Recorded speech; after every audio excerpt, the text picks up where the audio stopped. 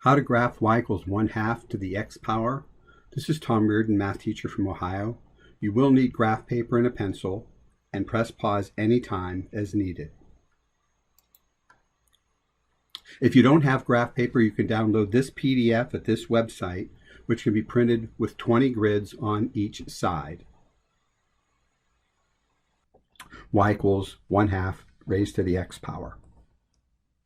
So you'll need a grid, and we encourage you to make a table. And these are the 7 values that we'd like to start with.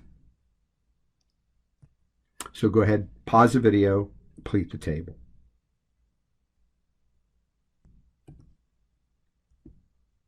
These are the values we hope you received here. 1/2 to the third power, 1/2 times 1/2 is 1/8.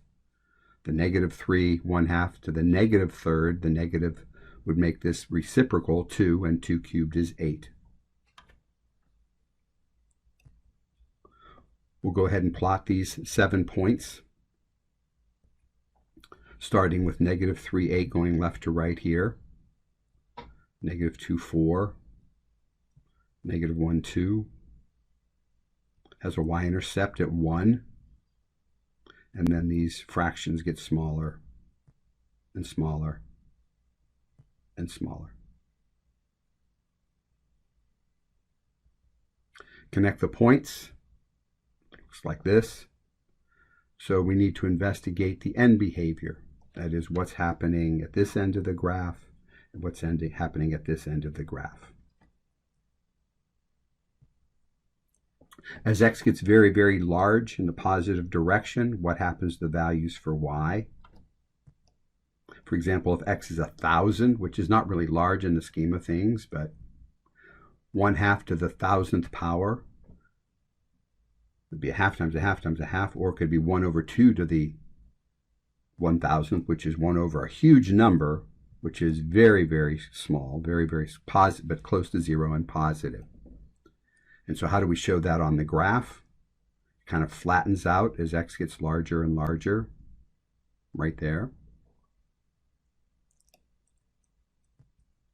And that makes the x-axis, which is the line y equals 0, a horizontal boundary line, and we call those boundary lines asymptotes. Asymptotes.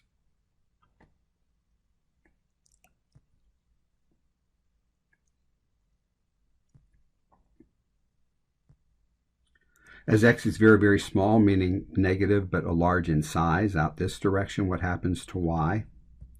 For example, if x is -1,000, what's happening to y? 1/2 to the -1,000th. Again, that would make it 2 to the positive 1,000th, and that would be a very, very large positive number. So our graph would take off over here.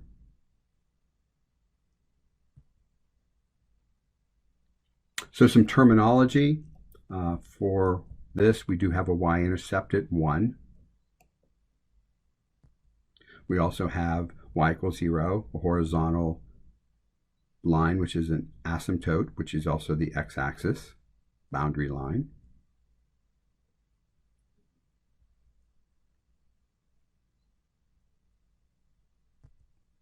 And now we're ready to do the y equals 1/2 to the x dance.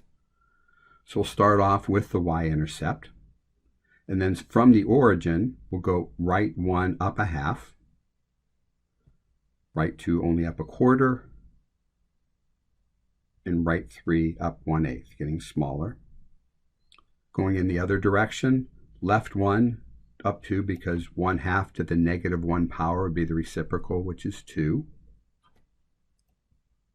Left 2 up 4, and left 3 up 8. Connect the points. And remembering the end behavior that we talked about before. A graph that's shaped like this is one example of exponential decay, meaning as x gets larger, the values decay, they get smaller. As opposed to y equals 2 to the x, it was exponential growth, grew. This is decaying. That's the phrase we will be using.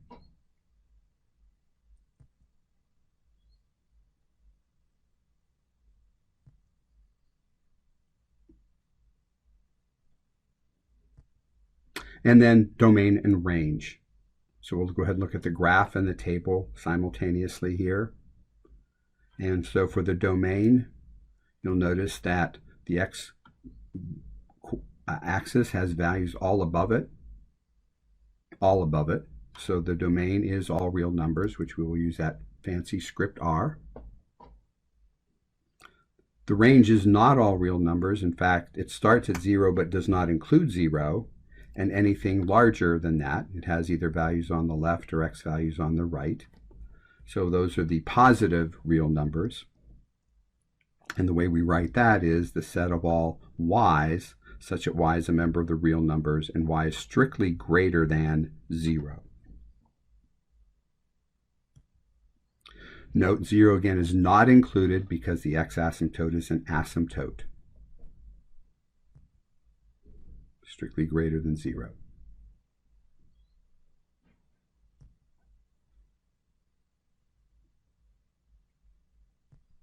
So where can you see this curve in the real world?